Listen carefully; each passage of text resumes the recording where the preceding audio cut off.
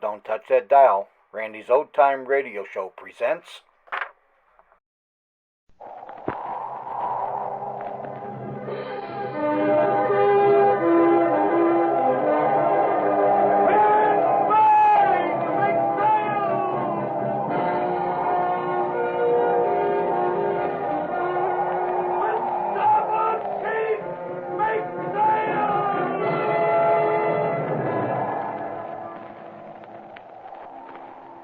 Log entry, the ketch Scarlet Queen. Position, 33 degrees 14 minutes west, 32 degrees 6 minutes north. Gyro compass course 257. Wind fresh, sky fair. Remarks, departed Kobe, Japan with 3 crew confined to sick bay due to mutinous actions of first officer. Reason for mutiny, the Boston Geisha in Chesapeake Bay.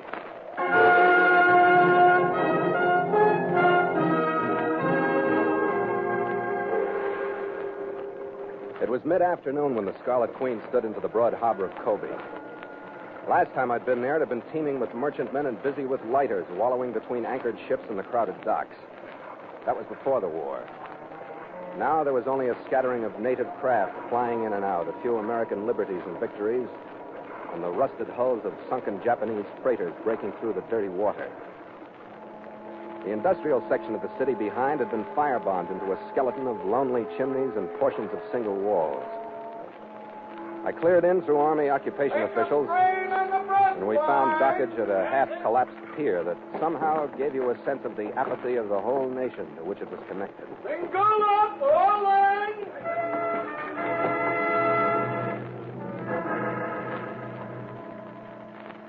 After night fell, my chief mate Gallagher and the rest of the crew, except one sad-eyed gangway watch, headed up a path through the ruined warehouses toward town.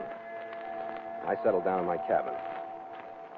The night was stuffy and hot, and the whole picture was helped by the sampan that splashed our anchor on my windward. The faint breeze sweeping across her came to me full of the stink of rotting fish, rancid soybean sauce, and souring rice. A couple of hours went by, and I heard the clatter of feet across our gangway. I had my head out of the cabin door just as 3 of my crew stumbled aboard. They weren't drunk, they were hurt. Their clothes were ragged and their faces were torn and bleeding. I called one of them over. Yes, sir. What the devil happened, Nielsen? You guys pick a sumo wrestler or something? It was the chief, sir. Gallagher, where is he? He's at the Rose Bar. He's roaring, sir. He's off his nut. How did it start? I don't know. 3 of us were at the bar, and the chief come in from someplace and just started in on us like he was off his nut. But he could drink better than that, sir. I'm sorry, Nielsen. I've been tangled up before, but the guffey had to give us along with it. Says Captain Carney can look for a new chief mate. He ain't going any farther. Hey, what? That's right, sir. Says he's jumping ship here in Kobe, of all places. I shouldn't have left the ship, but I knew what Nielsen meant. Kobe's no place to be in Gallagher's condition. In my log, Kobe was about number 3 in the tough ports of the world.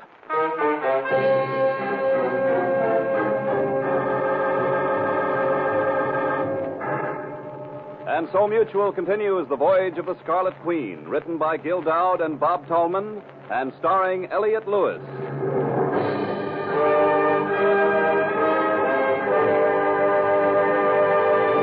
The Scarlet Queen, proudest ship to plow the seas, bound for uncharted adventure. Every week a complete entry in the log, and every week a league further in the strange voyage of the Scarlet Queen.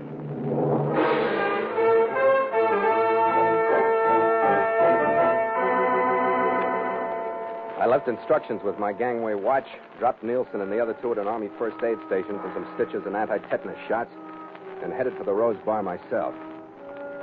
I shouldn't have gone. I was under contract to a Shanghai firm called Kang & Son, and their contact here in Kobe was to meet me on the ship, to supply me with more instructions for my voyage after a $10 million prize somewhere in the South Pacific.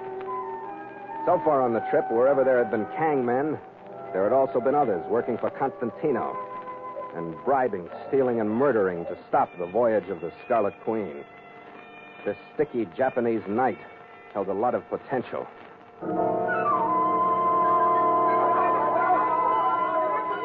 I fought my way along Kobe's streets crowded with smells, sounds, and humanity. I elbowed past street urchins, beggars, professional riffraff. Finally found the garish front of the Rose Bar a block or so down from Motomachi Street. Gallagher wasn't in sight. The squat bartender grinned at me when I walked up to him. Put a greasy glass in front of him. Hello, Yang. What do you drink? Nothing. I look for man. Big, red hair. He fights 3 other men here. You see him? Hi, sure. Oh, yes. I see him all right. You know where he is? Oh, yes, I know. Where is he? Why you want him? He's my chief mate, and I want him to go back to the ship. Oh, yes, very good. All things very high now in Japan. Inflation. Okay, how much? All things very high. Chief mate cost $100 max. Yeah, you're a real comedian, Charlie. I'll give you 10. Oh, no. I give you 10. You give me 90. 10. He's a low-type chief mate. Oh, then why you want to find him, huh? I'll see you later, Charlie. You're too funny for me. Oh, those, please, wait a minute, Yank. Make me an offer. I thought that's what we were talking about. I said 10, didn't I? $10 max. Oh, what more? Like 20. 10 now and 10 if he's where you say he is. Here. Arigato gozaimasu. Go upstairs in the back. First room on that side. If he throw you down, I still get my other 10.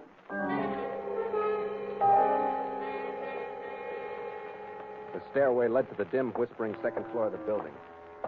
I knocked on the first door to the right. I heard another door close softly inside the room someplace. Then I knocked again. There was no answer, so I went in. Gallagher sat slouched at a table that held 2 glasses and a half-emptied bottle. What are you, You're pinning on a pretty good one, aren't you, Red? Come on, it's time you went back to the ship. Get out of here, Connie. I'm not going with you. Yeah. Well, we'll talk it over in the morning after you slip this off. I don't like the food. I don't like the work. I don't like you. I don't like the whole stinking thing. Come on, Red. Get out of here, Connie. You're a brain you with a Quit acting like a teenage punk, Gallagher. You don't believe me? No. Get out of here. Get on your feet, you rumhound. Let go of me. I'm telling you, Connie. Let go or I'll toss you out of the window. All right, Red. All right, now get up. We're going back to the ship. I'm not going with you. Staying here. You're full of rotten liquor, Red. I'm fed up with you. I'll show you how fed up I am. Take it easy, Red. That's enough. I haven't even started. All right, Gallagher. Sleep it off here, then. That's the idea, Connie. And the Queen sails at dawn. With you aboard or without you.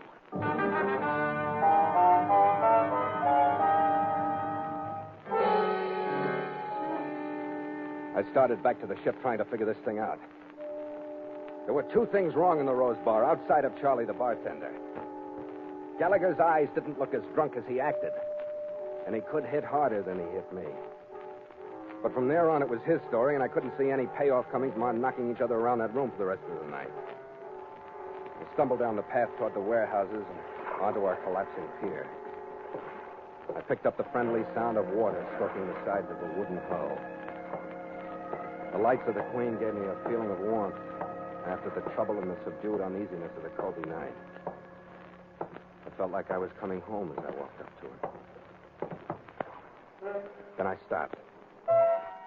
Part of coming home was seeing the gangway watch standing at the after starboard corner of the main house and ready with a smile as I came aboard. But he wasn't there. I started running. I was in the middle of the gangway when I heard the shots. By instinct, I went into a crouch and hugged the planking. The first set of footsteps came fast. He jumped from the rail to the quayside faster than I could draw and aim my automatic. 2 slugs were all I wasted in the darkness. I had to see what he'd left aboard. Part of it was in sight when I looked up. A man in a white jacket with 1 red sleeve staggered out of my cabin. Pardon the informality, Skipper. You are Connie, aren't you? Yeah, who are you? I'm Chalmers. That mean anything to you? That depends on the story that goes with it. Here, come on in. I'll take a look at that arm. No, wait. Don't go in there. I don't know how dead he is. Who? There were 2 of them. Stopped one in there, but the other one... Well, twist a handkerchief around it. What's the matter with you? Look at that deck. Pardon me if I bleed to death. Forget it.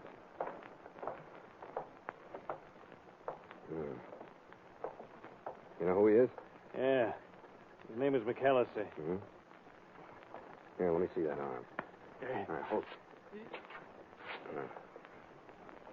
Who does he work for? You're brighter than that, Connie. How do you think he picked me? Constantino? Don't answer that.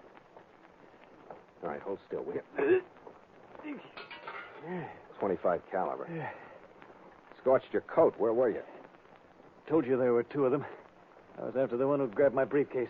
You brought it in a briefcase? That's great. Why didn't you wear a Chinese flag? Hey, look, don't tell Kang how it happened. I've been trying to save up enough to get back to the States. I'll never get another job out here if this gets back to Kang. At this rate, I'll never get to Kang. What were the instructions, do you know? Instructions? I don't know. They gave me a package wrapped in oilskin. I just threw it in your briefcase. Yeah. Here, use your good arm. Hold this light on him. I'm going to frisk him.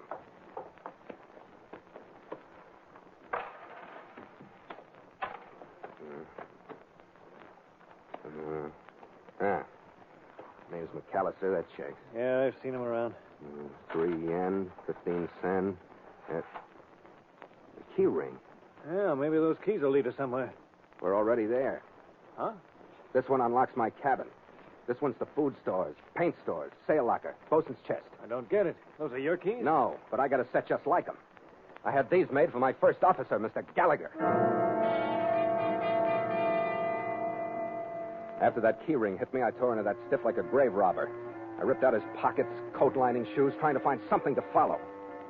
The only thing with an address on it was a folded-up square of rice paper printed in English block letters. It said, "The new Chicago Palace of Joyful Dancing. Your welcome management, Madame Tallulah Nashimoto. Home cooking."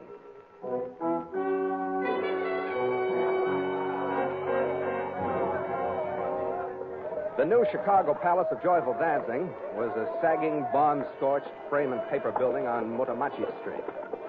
The front of the building was draped in red, white, and blue bunting, and under a star-spangled, slant-eyed imperial likeness of General MacArthur was a sign that said, "Please to come in and dance with beautiful democratic Geisha, Mr. Yank, to music of Leroy Suzuki and his hot jumpers." Below that, with fewer words but more meaning, was another sign. "Out of bounds to military personnel." At the door, a blast of stale air hit us, thickening with rice beer, sake, poisonous whiskey, and cheap perfume. A square-built, porcelain-faced Nipponese doll who might have looked attractive in native hairdress and kimono had put on a cheap Western-style rayon dress and crimped her hair into a bad permanent wave to entertain the conquerors with a song she was never born to sing.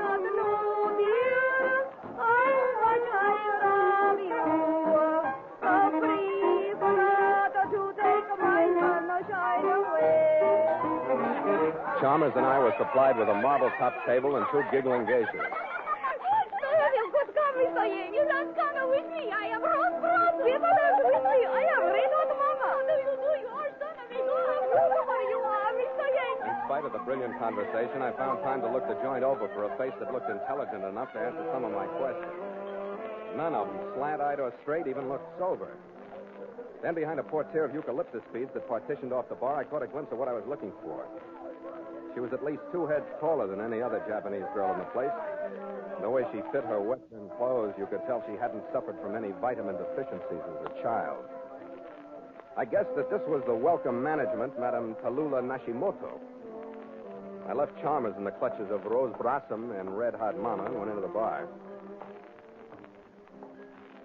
Hello, Mr. Yank. Are they treating you right? I not come to dance. I come look for man, friend, other man named McAllister. You can stop the phony pigeon talk. I'm a Boston girl myself. Yeah. I should have known you didn't get this way in Skiaki. You like it? Well, enough to pity the poor GIs it's out of bounds for. We got a back door. What's the password? Constantino? I wouldn't know. What does that mean in Japanese? In English, it means a dead man on my ship. Why are you telling me this? Because he had an ad from this place in his wallet. Is that good enough? And now you are disturbed again. You are so often confused between friend and enemy. Do you agree? San Francisco and Honolulu? What are you giving me, San Francisco and Honolulu? Your chief mate. In those places, he was not the dishonest one you thought him to be, and here in Kobe at the Rose Bar, he was not as drunk as you thought. I know that, but I don't know why. You will. I think he'd better explain it himself. You're telling me he's here? I'll tell you nothing. I only ask you to look. Come. Uh-huh. What brought him here? There are men who hang around here to do all kinds of little things for a few yens. One of them was named Chalmers. Chalmers? Yes. I recommended him for the job. Why? He was tired living, and I wanted to help him out. Kind of missed on that one, didn't you? Not at all. The dead man on your boat. That is Chalmers. The man who killed him. The man who brought you here. Don't tell me. He's McAllister, a Constantino man, and I let him pull a switch on me. You see? I told you were confused between friend and enemy. Yeah. I'm still confused about you. You won't be. This is the room. Mm-hmm. Come on in, Connie. McAllister! Don't put on the surprise act, Tallulah. I halfway expected this. Thanks for the lift, Tallulah. You give good service in this joint. Don't thank me. Thank Mr. Gallagher. Think nothing of it. But it's going to cost you, Mac. You pay as you go out. I'll be waiting in the bar. All right, boys, put him in the chair.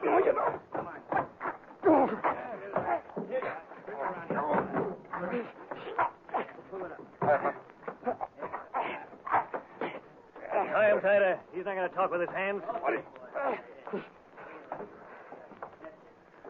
I guess we're ready to get down to business, Connie. Watch his eyes, Mac. You want him to be able to see that thing, don't you? I can see. I'm seeing plenty. We'll get it down to dollars and cents, Connie, so you can talk, huh? I got the stuff from Kang, and now you're going to tell me what it means, huh?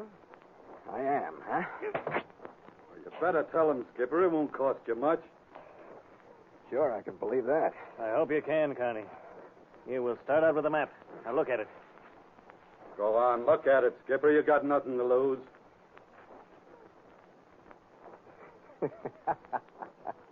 What's funny? What is it?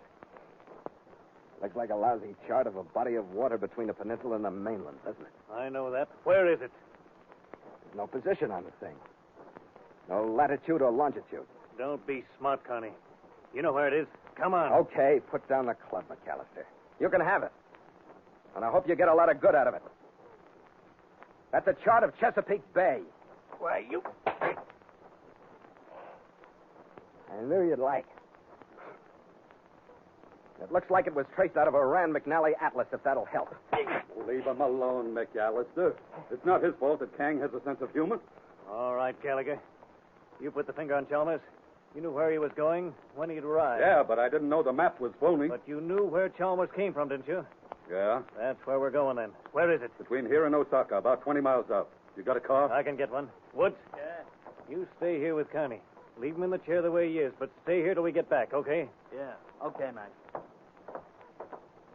Goodbye, Skipper.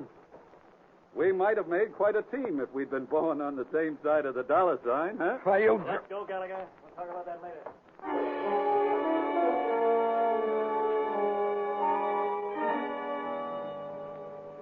I sat there, lashed to the straight-back chair, and watched Woods for a half an hour, waiting for a glimmer of something besides gunman to show through his eyes.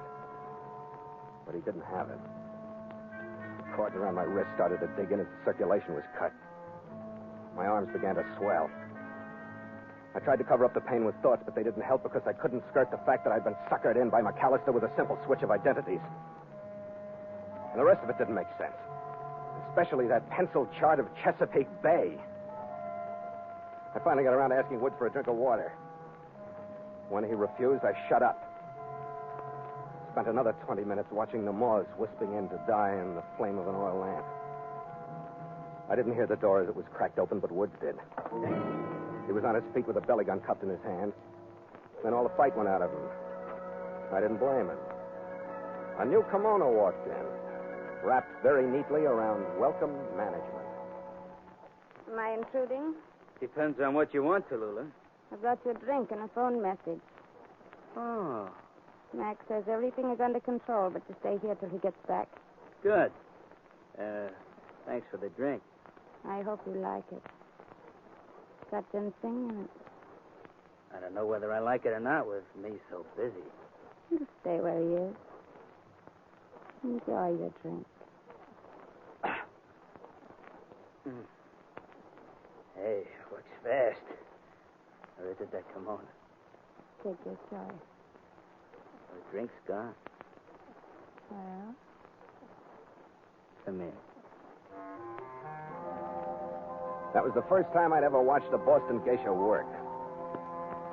The girls on Beacon Hill should have picked up a few pointers while she was there. In 20 seconds, he'd melted from tough gunman. 2 sighs and a murmur after that, he'd forgotten I was in the room. By the time she finished with him, he didn't know he was there either. He still had a slightly surprised look on his face, but something new had been added. It was made of ivory and had fancy carving on it. It was a knife hilt jutting out at an angle from just over his heart. what's the matter, Captain Carney? Don't you enjoy the new Chicago Palace of Joyful Dancing? After that performance, sister, I got nothing but respect. Was good, wasn't it? Hold still, I'll untie you. Maybe sometime in a letter or something to tell me what the devil's going on. There. You move them? You did hear me, didn't you? I'm glad all the Yanks aren't like you. With no time for anything but business. My hands hurt. But I can listen. I noticed that about you. There's nothing to worry about anymore. You brought me here, didn't you? And I got you out of it. Yeah, that's a good part of the way, but McAllister and the others are headed for what I need. Instructions from Kang? No, they aren't. We heard different stories then. There are many different stories in Kobe. Shall I hear your version? I think you'd like it. I think it would make you feel better. From here I could stand that. Your information from Kang is in good hands. Whose? Your chief mate, Gallagher's. You're calling that good? Yes, I am. You are still confused between friend and enemy. What's your payoff in this deal? I don't need a payoff. Kang and Son pay me very good salary. You're my Kang contact here in Kobe? What did you expect? A pot-bellied office worker? Well, You don't believe me. Really, I don't blame you. After what has happened. Let me explain. Huh? I was to meet you on your ship. That's right. But with McAllister and the others of Constantino, I could not move. So? So with a messenger, I contacted Gallagher when he came ashore tonight. Oh. Chalmers was my idea. But your Gallagher was the genius who drew the map of Chesapeake Bay. What? Which they so cleverly stole from Chalmers on the Scarlet Queen. Yeah. Where's Gallagher now? Out wasting enough time so that I could make fatal love to Mr. Wood.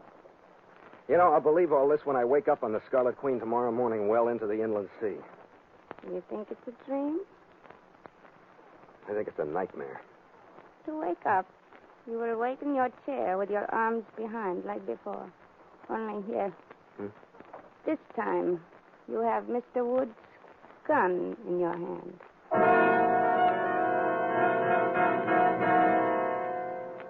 And the last conversation I had with Tallulah Nashimoto was in regard to the safety catch on the .25 caliber Sambu automatic.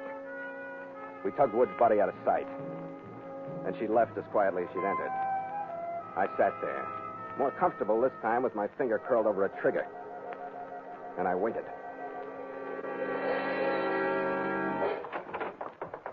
All right, Connor, you were smart. Now let's talk sense about that shot, shall we? I don't know, Mac. Things have changed in Chesapeake Bay. What do you mean? Hey, where's Woods? Hey, Red, watch him! Skipper! Gallagher come in last.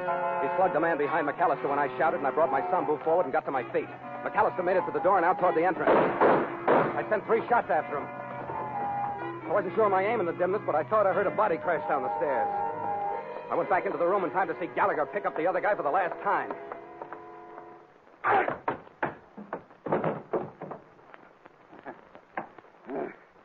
Well, Skipper, are you proud of me? Proud of you? What for? Putting on that drunk act? For beating up 3 of my crewmen? For sending that poor Chalmers jerk to be a pigeon on the Queen? For planting your keys on him so I'd follow them into this trap? I had to give him those keys so he could get into the cabin. And what's it got us? A bunch of busted heads. And another black mark against Americans in a foreign port. Oh, stop it, Skipper. And for what? Are you nuts?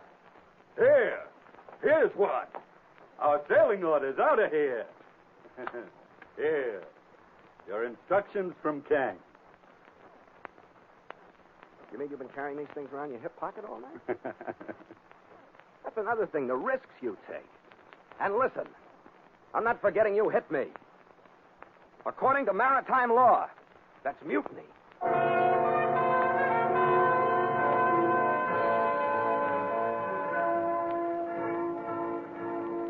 By dawn the next morning, Kang's instructions were safely memorized, and the Scarlet Queen left her collapsing berth and headed toward the clean sea outside the rubble-filled harbor. Stand by! Make sail!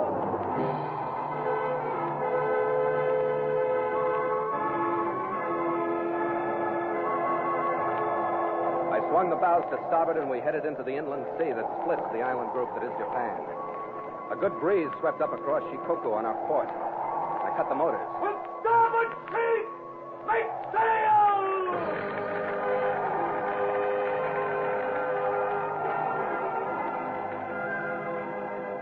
The main sheet climbed skyward, cupped the wind, swelled out with it. To the jib sheet, men! Smartly now! The jib snapped out. The mizzen filled. Scarlet Queen heeled over, filled with life and movement again. How's the rig, Skipper? Enough canvas? We got the narrows to do. We'll see how she moves with jib and mizzen. Just so we get through them into someplace else. I didn't like those people. Listen, Red. Speaking of people, I was going to ask you about that second glass on the table at the Rose Bar. Oh, that? Yeah. You said you had a friend on Motomachi Street, didn't you? Well, you weren't ashore. All right. In Jinsen, you stay aboard. I'll go ashore. Yeah, I guess that's even Steven. Drink, Skipper. After you, mate. After you.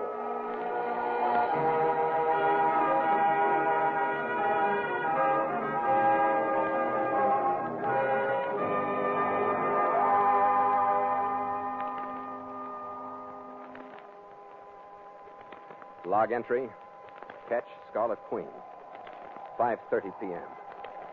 Miles traveled, 5,591. Wind, brisk. Sky hazy. Sea smooth with high cross swell. Mainsail and mizzen reefed. Ship secured for night. Signed, Philip Carney, Master.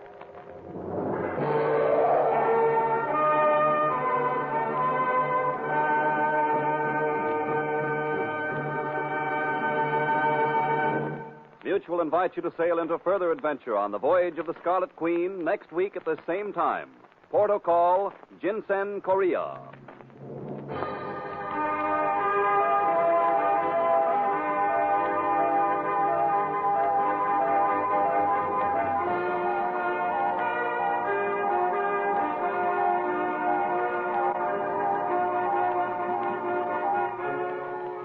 The Voyage of the Scarlet Queen stars Elliott Lewis as Phil Carney with Ed Max as Gallagher. Bob Bruce was heard as McAllister, Jack Crucian was Charlie the bartender, Nielsen was Frank Gerstle, and Madame Tallulah was played by Virginia Gregg. Music scored and conducted by Richard Aurandt. The Scarlet Queen, a Command Radio production directed by James Burton, is written by Gil Dowd and Bob Tallman.